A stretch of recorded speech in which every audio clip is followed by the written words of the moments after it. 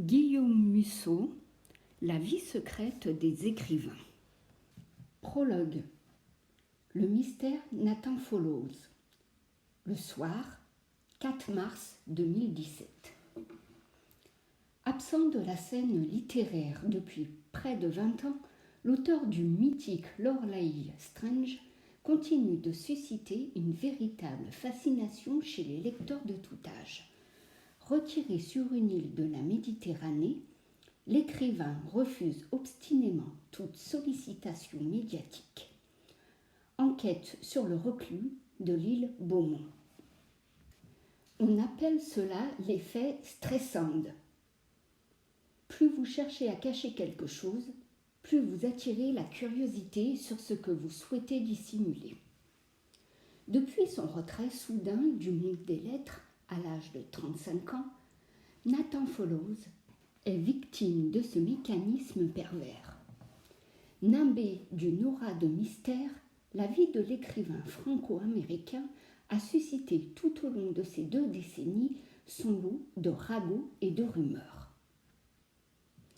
Né à New York en 1964, d'un père américain et d'une mère française, Follows passe son enfance dans la région parisienne, mais retourne aux États-Unis pour terminer ses études, d'abord à la Phillips Academy, puis à l'université Yale. Diplômé en droit et en sciences politiques, il s'investit ensuite dans l'humanitaire, travaille quelques années sur le terrain pour Action contre la faim et Médecins sans frontières, notamment au Salvador, en Arménie et au Kurdistan. L'écrivain à succès, Nathan Follows, revient à New York en 1993 et publie son premier roman, Lorelei Strange, parcours initiatique d'une adolescente internée dans un hôpital psychiatrique. Le succès n'est pas immédiat, mais en quelques mois, le bouche à oreille, notamment chez les jeunes lecteurs, porte le roman en tête des ventes.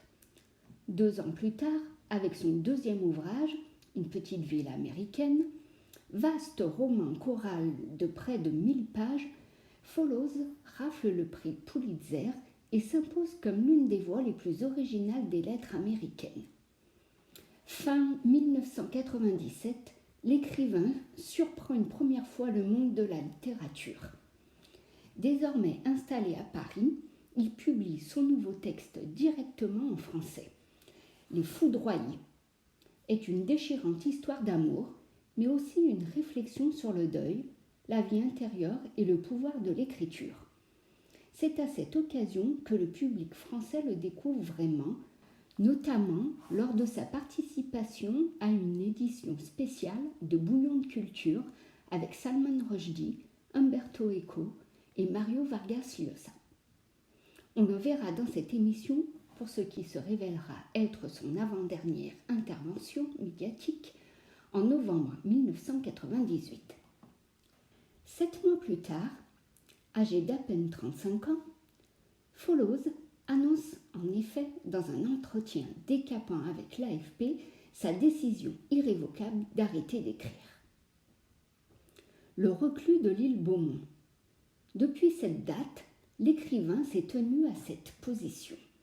Installé dans sa maison de l'île Beaumont, Follows n'a jamais plus publié le moindre texte ni accordé d'interview à un journaliste. Il a aussi refusé toutes les demandes d'adaptation de ses romans au cinéma ou à la télévision. Netflix et Amazon s'y sont encore récemment cassés les dents, malgré, dit-on, des offres financières très conséquentes. Depuis bientôt 20 ans, le silence assourdissant du reclus de Beaumont n'a cessé d'alimenter les fantasmes. Pourquoi Nathan Follows, à seulement 35 ans, alors au sommet de son succès, a-t-il choisi de se mettre volontairement en retrait du monde ? Il n'y a pas de mystère Nathan Follows, assure Jasper Van Wyck, son agent depuis toujours. Il n'y a pas de secret à percer. Nathan est simplement passé à autre chose. Il a définitivement tourné la page de l'écriture et du monde éditorial. Interrogé sur la vie quotidienne de l'écrivain, Van Wyck reste dans le flou. Autant que je sache, Nathan va qu'à ses occupations privées. Pour Vivre heureux, vivons cachés. Pour couper court à toute attente des lecteurs, l'agent précise que l'auteur n'a plus écrit une ligne depuis 20 ans et se montre catégorique. Si Lorelei Strange a souvent été comparée à la trappe-cœur, Follows n'est pas Salinger. Il n'y a pas dans sa maison de coffre-fort rempli de manuscrits. Il n'y aura plus jamais de nouveaux romans signés Nathan Follows, même après sa mort. C'est une certitude. Une mise en garde qui n'a jamais découragé les plus curieux de chercher à en savoir plus. Au fil des années, de nombreux lecteurs et plusieurs journalistes ont fait le périple jusqu'à l'île Beaumont pour aller rôder autour de la maison de Follows. Ils ont toujours trouvé porte close. Une méfiance qui semble avoir gagné les habitants de l'île. Pas très étonnant dans un endroit qui, avant même la venue de l'écrivain, avait érigé en devise la maxime « Pour vivre heureux, vivons cachés ». La municipalité ne communique pas sur l'identité de ses résidents, illustres ou non, se contente de préciser le secrétariat du maire. Rares sont les insulaires qui consentent à s'exprimer sur l'écrivain. Ceux qui acceptent de nous répondre banalisent la présence sur leur terre de l'auteur de Lorelei Strange. Nathan Follows ne vit pas terré chez lui, ni recroquevillé sur lui-même, assure Yvonne Sicard, l'épouse du seul médecin de l'île. On le croise souvent au volant de sa mini-moque lorsqu'il vient faire ses courses au Head's Corner, l'unique supérette de la ville.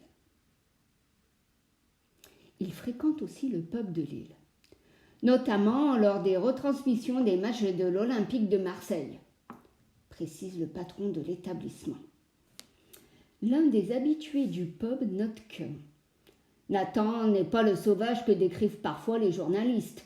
C'est plutôt un gars agréable qui connaît bien le foot et qui aime le whisky japonais. Un seul sujet de conversation peut le mettre en rogne. Si vous essayez de le brancher sur ses livres ou sur la littérature, il finira par quitter la salle.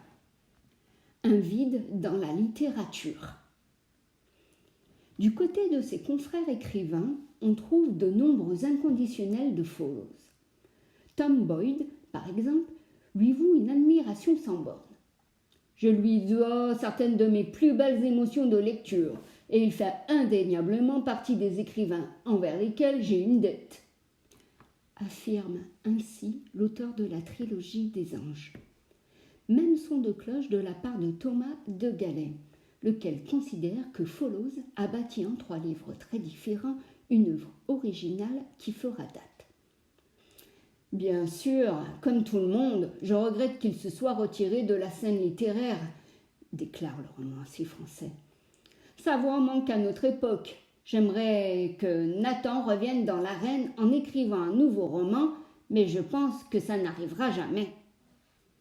C'est probable en effet, mais n'oublions pas que Follows a choisi pour exergue de son dernier roman cette phrase du roi Lear « Ce sont les étoiles tout là-haut, qui gouvernent notre existence. » Jean-Michel Dubois.